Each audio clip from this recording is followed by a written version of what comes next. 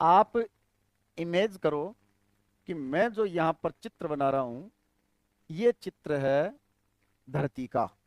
किसका चित्र है? धरती का। तो आप यूं मान लें कि ये जो है, ये है पृथ्वी।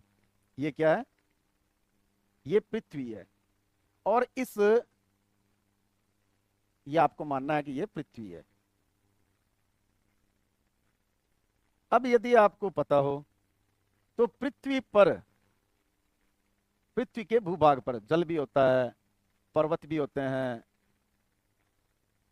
इस तरह से पर्वत भी होते हैं। पर मैंने आपको बताया था इन्हीं पर्वतों के बीच में इस तरह से सूर्य उदय होता है। कुल मिलाकर के इस पृथ्वी पर पर्वत भी होते हैं। ये पर्वत किसने रखे पृथ्वी पर? वैसे तो पर्वत बनते हैं भूगोल के हिसाब से, लेकिन मैं जो बात बता रहा हूं आपको कि पृथ्वी पर पर्वत रखे किसने? भगवान ने रखे। तो यानी ये धरे हुए हैं, पर्वत जो है वो धरे हुए हैं पृथ्वी पर। अगली बात है, इन्हीं पर्वतों से इन्हीं पर्वतों से जो नदी है वो बहती है। इन्हीं पर्वतों से नदी बहती है। इन्हीं पर्वतों से नदी बहती है। अब आपको पता हो तो इस पृथ्वी पर अलग अलग भूभाग में, अलग अलग क्षेत्र में, मान लो ये एक पृथ्वी का छोटा सा क्षेत्र जिस पर राजधानी बना करके और अपना एक साम्राज्य किसी ने बना लिया। इसी तरह से ये एक साम्राज्य बना लिया, या यहाँ पर किसी ने साम्राज्य बना लिया, और उस साम्राज्य का, पृथ्वी के उस भूभाग का एक मालिक होता है। और वो मालिक कौन होता है? ये इसके हाथ में मैं क्या दे रहा हूं? मैं दे रहा हूं भाई तलवार, यूं समझ लें आप। तो उसका मालिक कौन होता है? वो होता है राजा। इस पृथ्वी के भूभाग पर उसका मालिक जो होता है वो राजा होता है। उसे हम राजा कहते हैं। ये हो गई तीसरी बात, पृथ्वी, पर्वत, राजा। अब अगली बात, इसी पृथ्वी पर जब पर्वत होते हैं, नदियां होती है, तो इस पृथ्वी की बेटी कौन है? जिस तरह से मैंने आपको बताया था, पर्वत की जो बेटी है, पर्वत की बेटी, पर्वत की बेटी कौन है? तो पर्वत की बेटी है भाई पार्वती। ये हम पहले पढ़ चुके हैं, लेकिन इसके पर्यायवाची अभी नहीं पढ़े हमने। लेकिन पृथ्वी की बेटी कौन है? कि पृथ्वी की जो बेटी, देखो आपको पता हो तो हमने एक शब्द पढ़ा था, अनुज। अनु का अर्थ होता है बाद में, पश्चात, बाद में जन्म लेने वाला। तो बाद में जन्म लेने वाला होता है भाई छोटा भाई। बाद में जो जन्म ले वो छोटा भाई। ये तो आप सीख गए होंगे कि जय का अर्थ जन्म लेने वाला। तभी तो कमल के पर्यायवाची जो होते हैं ना, उनमें सब में जय लगे हुए हैं, पानी के आगे। पानी में जन्म लेता है वो, नीरज, पंकज, वारिज। तो अनुज का अर्थ यदि छोटा भाई होता है, तो आप लोग बताएं अनुजा शब्द का अर्थ क्या हो जाएगा? अनुजा, क्योंकि इसके अंत में लग गया जा, और जा का अर्थ होता है जन्म लेने वाली। इसका अर्थ क्या हो गया? बाद में जन्म लेने वाली। इसलिए अनुजा का अर्थ क्या हो जाए जो है, वो है छोटी बहन। छोटी बहन ये होता है भाई। क्योंकि जो जा शब्द है वो स्त्रीवाची शब्द हो गया, यानी स्त्रीलिंग शब्द हो गया, जा, अनुजा। तो इसका अर्थ ये हो गया कि पृथ्वी की जो बेटी है ना, वो है सीता। आपको पता हो तो राजा जनक को सीता एक कलश में पृथ्वी के नीचे हल चलाते समय किसान को मिली थी, इसलिए किसान की बेटी सीता मानी जाती है। और अंत में जब सीता को तरह तरह के उस पर आरोप लगाए गए थे, सीता को अग्नि परीक्षा से गुजरना पड़ा, सीता को एक धोबी के कहने पर उसको राज्य से उसका परित्याग करना पड़ा भगवान राम को। और महर्षि वाल्मीकि के यहाँ उन्होंने आश्रय लिया था। वहीं लव कुश जो है, उसकी कथा, उनकी कथा भी आपने सुन रखी होगी। तो सीता अंत में व्यथित होकर, दुखी होकर के, और उसी पृथ्वी में जाकर के समा गई, क्योंकि वो उसी की बेटी थी। और उसकी पुकार पर एक आर्तनाद कि हे माता मुझे अपनी शरण में ले ले, ये संसार, ये दुनिया अच्छी नहीं है। इसलिए सीता को पृथ्वी की पुत्री माना जाता है। अब कितनी बातें हो गई? पृथ्वी, पर्वत, पार्वती, नदी, राजा और सीता। अब एक एक करके समझें आप। यदि पृथ्वी के, क्योंकि पृथ्वी पर पर्वत धरा हुआ है, पृथ्वी पर पर्वत धरा हुआ है, इसलिए पृथ्वी के पर्यायवाची में यदि धर शब्द जोड़ दिया जाए, पृथ्वी के पर्यायवाची में यदि धर शब्द जोड़ दिया जाए तो वो पर्वत के पर्यायवाची बन जाएंगे। जैसे भू पृथ्वी का पर्यायवाची, तो भूधर पर्वत का पर्यायवाची है। आगे बात समझ में? मही पर इसका पृथ्वी का पर्यायवाची है, महीधर वो पर्वत का पर्यायवाची है। पढ़ेंगे इसको अपन केवल एक छोटे से चित्र के माध्यम से, अभी तो अपन ये एक कनेक्शन समझ रहे हैं जिससे थोड़ा आसानी से याद हो जाए। तो पृथ्वी के पर्यायवाची याद यदि हो गए तो पर्वत के भी लगभग हो गए। और कुछ जो है अलग से भी नाम है, जैसे अचल जो चले नहीं स्थिर रहे, वो पर्वत का पर्यायवाची। अचला स्त्रीलिंग शब्द है, जो चले नहीं वो पृथ्वी का पर्यायवाची है, क्योंकि पृथ्वी भी हिलती नहीं है, भौगोलिक दृष्टि से जरूर गतिमान है ये। इसका जो है ना, पृथ्वी की दो जो गतियां होती है, परिक्रमण और परिभ्रमण, तो भूगोल के हिसाब से एक अलग बात है, लेकिन वो गति एक अलग चीज है। पृथ्वी गति करती है, पृथ्वी चलती नहीं है, इसलिए उसे अचला कहा गया है। और जो पर्वत है वो अचल है, क्योंकि वो स्त्रीलिंग नहीं शब्द है, वो पुल्लिंग शब्द है। तो कुछ अलग से जो शब्द है उनको याद करने पड़ेंगे, कुछ याद है जैसा मैंने आपको बताया था। तो पृथ्वी और पर्वत में तो ये कनेक्शन है भाई। अब पृथ्वी और राजा में क्या कनेक्शन है? तो मैंने आपको बताया था कि पृथ्वी का मालिक है राजा, स्वामी है।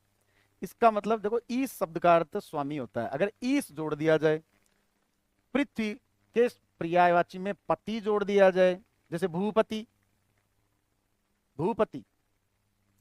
इसी तरह के पाल शब्द, भूपाल, क्योंकि पालन पोषण भी करता है राजा, संपूर्ण प्रजा का लालन पालन करने वाला राजा होता है। पुराने समय में राजा होते थे, वर्तमान समय में प्रधानमंत्री, राष्ट्रपति, ये बात अलग है, वो पालन करते हैं नहीं करते हैं, उनका धर्म, उनका कर्तव्य उनके पास है, वो अपने कर्तव्यों का निर्वहन करे या नहीं करे। लेकिन वो संपूर्ण जो राज्य या देश जो है वो उस मुखिया के कारण से चलता है, इसलिए उसे पति या पाल कहा जाता है। जब ये जोड़ दिया जाए तो वो राजा का पर्यायवाची बन जाएगा। पृथ्वी के पर्यायवाची में यदि ईस पति पाल शब्द जोड़ दिया जाए तो वो राजा का पर्यायवाची बनेगा। अगली बात, पर्वत और पार्वती, इनमें क्या संबंध है? इनमें यह है कि पर्वत की पुत्री है पार्वती। आप लोग ही बताएं, यदि पृथ्वी की पुत्री सीता है और पर्वत की पुत्री पार्वती है तो कौन सा शब्द जोड़ने से इसके पर्यायवाची बन जाएंगे? तो वो चीज इसीलिए तो बताई थी मैंने आपको। इसका मतलब पर्वत के पर्यायवाची में जा जोड़ देने पर पार्वती के पर्यायवाची बन जाएंगे। अब देखो आप, भू पृथ्वी का पर्यायवाची है, इसमें पर्वत का पर्यायवाची बनाने के लिए क्या जोड़ना पड़ेगा? धर। तो शब्द क्या हो गया? भूधर। और उस पर्वत के पर्यायवाची में जा जोड़ दो, पार्वती बन जाएगा। इसका मतलब भूधर जा, भूधर जा। तो भू पृथ्वी का, भूधर पर्वत का, और भूधर जा ये पार्वती का हो गया। ऐसे ही तो पर्यायवाची निकलते हैं। हिंदी के 36 लाख शब्द हैं भाई। आप लोगों को छोड़ो, मैं किन किन को याद करूं, कैसे याद करूं?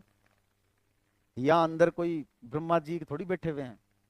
ये शब्द ऐसे ही बनते हैं, ऐसे इनको तोड़ करके इनका अर्थ निकालना पड़ता है। भूधर जा कहते हैं, हमारे समझ में आ जाता है भाई, भू पृथ्वी है, भूधर पर्वत है, भूधर जा पार्वती है, क्योंकि पर्वत की पुत्री पार्वती है। इसलिए कल मैंने एक शब्द बताया था आपको, शैलजा, जो किसका पर्यायवाची है? नदी का पर्यायवाची है, क्योंकि शैल की पुत्री नदी होती है। प्रत्येक संसार की प्रत्येक नदी का उद्गम स्थल पर्वत है। ऐसी कोई नदी नहीं है जो पर्वत से नहीं, जमीन से ही निकलती हो। उसका उद्गम स्थल पर्वत होगा, ऊपर से बह करके आएगी वो, इसलिए उसको शैलजा कहा गया है, क्योंकि शैल पर्वत का पर्यायवाची है। अब ये बात अलग है कि शैलजा नदी का पर्यायवाची भी है और पार्वती का भी है, क्योंकि पार्वती भी तो पर्वत की बेटी है। पृथ्वी का हो गया, राजा का हो गया, नदी का हो गया, पर्वत का हो गया, पार्वती का हो गया, बच गया सीता। तो पृथ्वी के पर्यायवाची में यदि जा शब्द जोड़ दिया जाए तो वो किसका पर्यायवाची बन जाएगा? सीता का। पृथ्वी के पर्यायवाची में जा, क्योंकि वो पुत्री है इसलिए वो सीता का पर्याय। भूजा, भूजा सीता, पर्वत जा पार्वती, भूधर पर्वत, भूधर जा पार्वती, भूधर जा पार्वती ऑप्शन नहीं है तो नदी, क्योंकि वो भी पर्वत की बेटी है। भूपाल, भूपाल राजा। अगर, क्योंकि एक राजा, ये भी ध्यान रखना है, एक राजा जो होता है वो उसकी प्रजा जो होती है वो उसके लिए कहते हैं ना, राजा के लिए प्रजा तो जो बेटे की संतान के समान है, और जो प्रजा है उसके लिए राजा मालिक है, ईश्वर है। इसलिए अगर आप यूं समझें कि जो भी प्रजा है उन सब का मालिक कौन है, उन सब का मालिक जो है वो राजा है। इसलिए नर के स्वामी, नर प्लस ईश, नरेश, नरपाल, नरपति।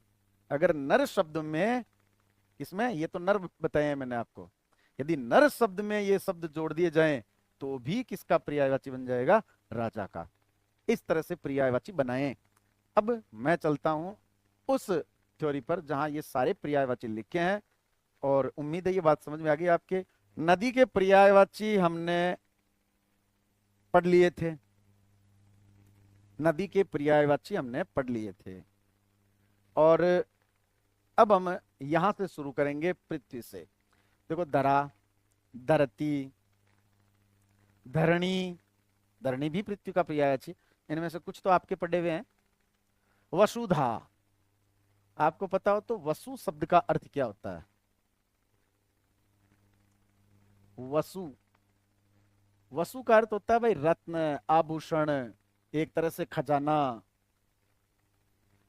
संसार का प्रत्येक रत्न, आभूषण, खजाना, खनिज पदार्थ, सोना, चांदी, लोहा, तांबा, जितना भी जो आप देख रहे हो ना भौतिक वस्तुएं, आपको जो भी दिख रहा है वो सब कहां से प्राप्त होता है? वो सब आपको वसुधा से प्राप्त होता है। और धा का अर्थ भी धारण करना। तो इन खनिज, रत्न, आभूषणों को, यानी वसु को, वसु का अर्थ रत्न, आभूषण, वसु को धारण करने वाली कौन है? वसुधा, यानी पृथ्वी। उसी तरह से वसुंधरा, यहां पर वसु शब्द है, आगे धरा शब्द है, वसु को धारण करने वाली। जो केवल धरा शब्द जो है वो पृथ्वी का है ही, यानी धारण करने वाली। क्या धारण करने वाली? वसु को, वसु को। इसलिए धरा, धरती, धरणी, वसुधा, वसुंधरा। आप बताओ ऐसा कोई शब्द जिसमें ध नहीं है या हो? सब में ध है ना। तो ये पृथ्वी के पर्यायवाची है, धरती के, यानी द से धरती। ऐसे याद रखो आप, द से धरती, धरा, धरती, धरणी, वसुधा, वसुंधरा, ऐसे ही याद हो गए। तो तीसरी क्लास का बच्चा याद कर सकता है। सब में ध्यान, धरा, धरती, धरती, धरणी, वसुधा, वसुंधरा। आगे देखें, जमीन, ये तो सब जानते हैं, जमीन। भूमि, ऐसा इसमें कौन सा नया शब्द है भूमि जो धरती का हमें याद नहीं। अचला, ये मैंने आपको बताया ही था। अचला जो शब्द है वो पृथ्वी का पर्यायवाची है। तो अचला यदि पृथ्वी का पर्यायवाची है तो अचल शब्द किसका पर्यायवाची है? तो अचल शब्द जो है वो पर्वत का पर्यायवाची है। तो अचला पृथ्वी, अचल पर्वत। अब एक शब्द इसमें आया नहीं, भू। जो भू शब्द है वो भी पृथ्वी का पर्यायवाची है। इसी तरह से एक और देखें आप, मही। मही जो शब्द है वो भी धरती का पर्यायवाची है। एक और लिखा देता हूं, अवनी। अवनी जो शब्द है वो भी धरती का पर्यायवाची है। तो धरा, धरती, धरणी, वसुधा, वसुंधरा, जमीन, भूमि, अचला, भू, मही, अवनी। ये तीन मैंने इसलिए लिखा है क्योंकि भूधर, महीधर, महीपाल, महीपति, अवनीपाल, अवनीपति, अवनीश, इस तरह के शब्द बनते हैं पर्वत के पर्यायवाची के लिए, इसलिए मैंने आपको ये लिखा है। आगे देखें जी, राजा। राजा के पर्यायवाची नंबर 1, भू में आप पति जोड़ दें, भूपति। मैंने अभी आपको शब्द बताया था मही, महीपति। अभी एक शब्द देख लें आप, मही शब्द में मैंने आपको मात्रा बड़ी लगाई है, इसका मतलब यहां पर भी क्या आएगा? मात्रा बड़ी आएगी। ये टाइपिंग मिस्टेक है, इसको जरूर सुधार लेना। महीप, केवल पै शब्द से भी राजा का पर्यायवाची बन गया। उसमें पति शब्द जो है ना, पै जो संस्कृत में धातु, उसका अर्थ है पालना। तो मही को पालने वाला। अचलापति, जब अचला इसका पृथ्वी का है तो अचलापति, आपके तुरंत माइंड में क्लिक होना चाहिए यार, अचला पृथ्वी का पर्यायवाची, तो पृथ्वी को पालने वाला पति कौन है? पृथ्वी का राजा। धरापति, धरा, धरा का पति राजा, भूमि का पति, अवनीपति, अवनी जो है उसका पर्यायवाची है धरती का। इलापति, इला जो शब्द है ना वो धरती का पर्यायवाची है। यदि आपने सुना हो, इला न देनी आपने हलरिया हुलराय, पूत सिखावे पालने मरण बड़ाई माए। सूर्यमल मिश्रण की इला न देनी आपनी, इला यानी धरती, धरती अपनी नहीं देनी चाहिए चाहे कुछ भी हो जाए, एक सैनिक के लिए, एक किसान के लिए, समझ रहे होंगे शायद आप। इला न देनी अपनी, हालरिया हुलरा, एक माता अपने बच्चे को झूला झुलाती, यानी बचपन में उसको शिक्षा दे रही है। पूत सिखावे पालने, मरण बड़ाई माए, कि इससे तो मरना श्रेष्ठ है। यदि शत्रु सैनिक आकर के अपनी मातृभूमि को अपने कब्जे में लेना चाह रहे हैं, किसी भी सूरत में नहीं देनी चाहिए। तो इलापति भूपाल, पृथ्वी को पालने वाला। तो जहां पालपति इस तरह के शब्द जुड़े हैं, राजा के पर्यायवाची हैं। अब मैं इसमें लिखा रहा हूं आपको, देखो नरेश, नर का ईस, नरपति, क्योंकि नर शब्द में पति या ईस शब्द जुड़ने पर किसका पर्यायवाची बनता है? राजा का। मैंने आपको बताया था पृथ्वी के शब्द उसमें पर्यायवाची में ईस जोड़ दिया जाए तो भी पर्वत उसका राजा का बनता है। तो शब्द क्या होगा? जैसे अवनीश, महिष, कितने सारे पर्यायवाची आप खुद बना लोगे। जरूर थोड़ी है कि सारे पर्यायवाची जो है ना, अरे राजा के कम से कम 100 पर्यायवाची हैं, लेकिन परीक्षा में जो आने वाले हैं वो मैं लिखा चुका हूं। कुछ एक्स्ट्रा ये बता रहा हूं कि इस तरह से अगर नया शब्द आ भी जाए ना तो उसको तोड़ करके चेक कर लो। अगर आपको उन्हीं का याद होना चाहिए कि अवनी धरती का पर्यायवाची, तो एक धरती के तो याद करने पड़ेंगे, उससे 6-7 याद हो जाएंगे आपको। तो ये थे भाई पृथ्वी और राजा के पर्यायवाची। आगे बढ़ते हैं अपन। देखो अभी राजा के और लिखे हुए इधर, महीपाल, धरापाल, भूमिपाल, इलापाल, राव। राव राजा, ये तो आपने सुन रखा होगा राव।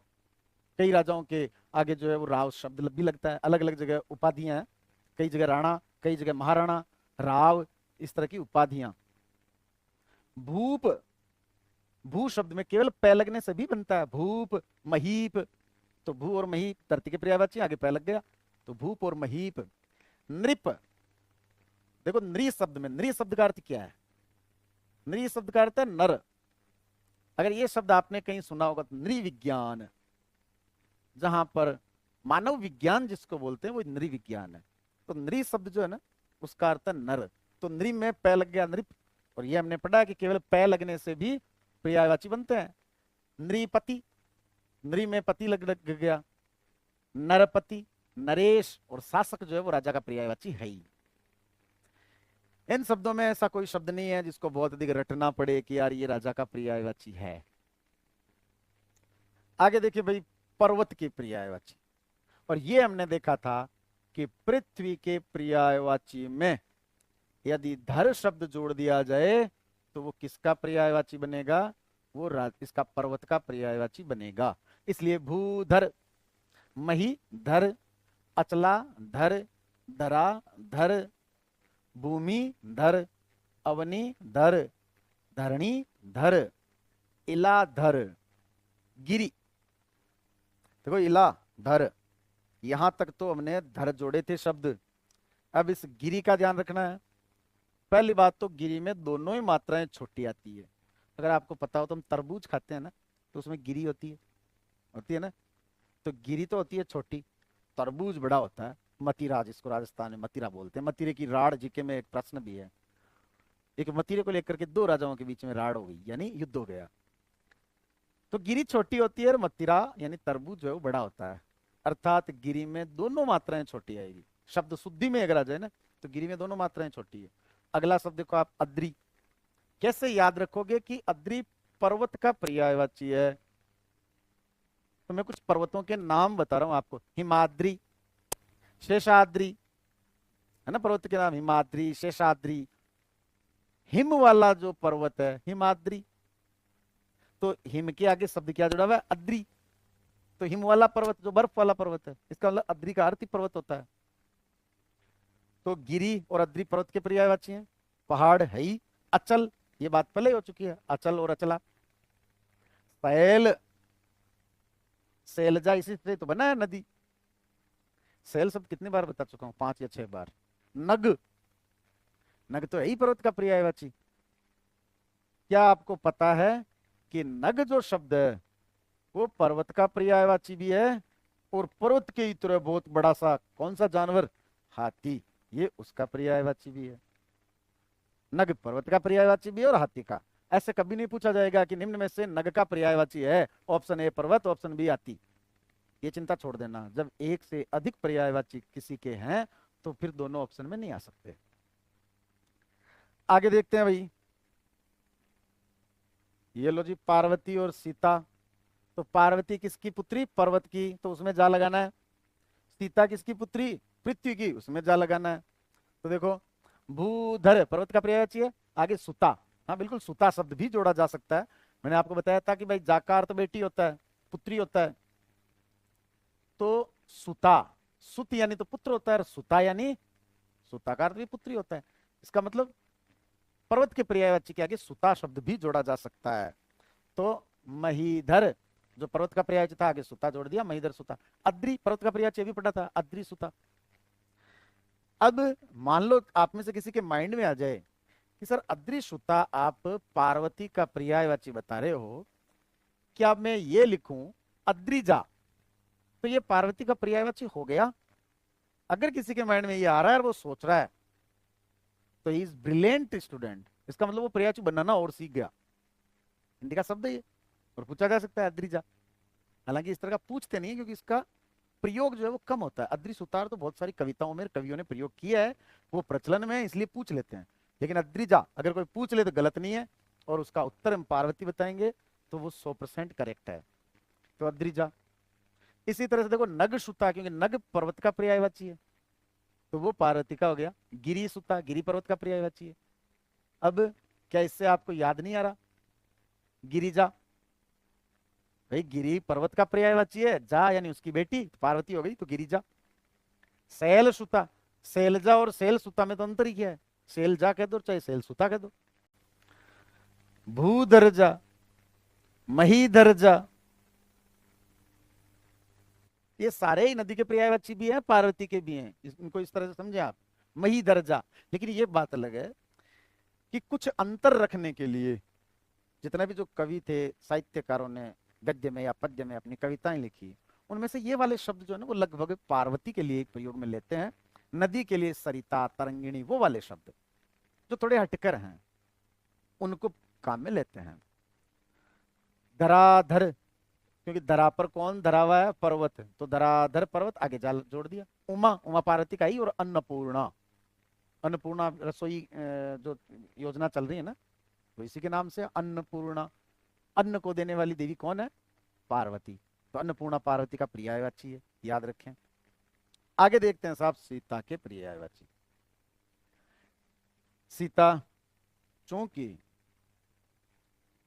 पृथ्वी की पुत्री है, इसलिए सीता पृथ्वी के पर्यायवाची शब्दों में जा लगाने पर, सुता लगाने पर वो उसके पर्यायवाची बन जाते हैं। तो भूसुता, महीसुता, मैंने आपको बताया था कि मही शब्द के आगे जा या सुता लगाने पर, इसका मतलब यदि कोई कहे भूजा, देखो ये रहा शब्द, तो पृथ्वी का पर्यायवाची है। मही जा, मही के आगे जा लगा दिया तो भी सीता का पर्यायवाची, ये रहा। अचला सुता, धरा सुता, भूमि सुता, धरणी सुता। अब इसमें धरणी शब्द लिखा हुआ है, बाकी धरणी भी कहा जा सकता है, यानी धरणी सुता, धरणीजा या धरणी सुता। एक्चुअल में क्या है कि ये संस्कृत में जो है वो अणे का प्रयोग नहीं होकर न का प्रयोग होता है। इला सुता, क्योंकि इला जो है वो धरती का पर्याय है, तो इला सुता सीता का। भूजा, महीजा, अचलाजा, धराजा, भूमिजा, धरनीजा, ये वापस आ गया। इलाजा, जानकी। जब मैंने आपको एक बार बताया था कि पर्वत शब्द में ई लगने पर शब्द बन गया पार्वती, तो पर्वत की पुत्री पार्वती। तो राजा जनक की पुत्री, जनक प्लस ई बराबर जानकी। होता है क्या, जब ये ई प्रत्यय लगता है ना, तो कई शब्दों में ए के स्थान पर, प्रथम वर्ण ए के स्थान पर आ हो जाता है, इसलिए जय का जा हो गया, पे का पा हो गया। तो जनक की पुत्री जानकी। वैदेही, विदेह नगर की पुत्री होने के कारण वैदेही। जैसे पंचाल प्लस ई बराबर पांचाली, राजा पंचाल की पुत्री थी इसलिए पांचाली। राम प्रिया, भगवान राम की प्रिया ये थी। जनक नंदनी, नंदन पुत्र का पर्यायवाची है, तो नंदनी पुत्री का पर्यायवाची, तो जनक नंदनी। तो राम प्रिया, जनक नंदनी, ये भी सीता के पर्यायवाची हैं। हमारी जो बात है वो यहाँ वो पूरी हो गई जिसमें हमने ये पढ़ा कि पृथ्वी के साथ दूसरे शब्दों का क्या संबंध है, जिसमें हमने पृथ्वी के साथ जो शब्द पढ़े हैं, पृथ्वी के साथ जो हमने शब्द पढ़े हैं, नंबर 1 पर्वत पढ़ा है, नंबर 2 हमने सीता पढ़ा है जो पर्वत की पुत्री है, नंबर 3 हमने राजा पढ़ा है जो पृथ्वी का पालन करने वाला है, पर्वत के साथ हमने ये पढ़ा है कि पार्वती जो है वो उसकी पुत्री है, और पर्वत से ही नदी का उद्गम होता है, इसलिए सैलजा जैसे शब्द भी बनते हैं। ये हमने जो शब्द पढ़े, इन शब्दों में पृथ्वी के आगे जा लगाने से सीता और धर लगाने से पर्वत और इस पति पाल लगाने से राजा के पर्यायवाची बनते हैं। वहीं पर पृथ्वी के साथ साथ नर शब्द में भी ईस पति और पाल लगाने से राजा के पर्यायवाची बनते हैं। ये हमने पर्यायवाची पढ़े हैं।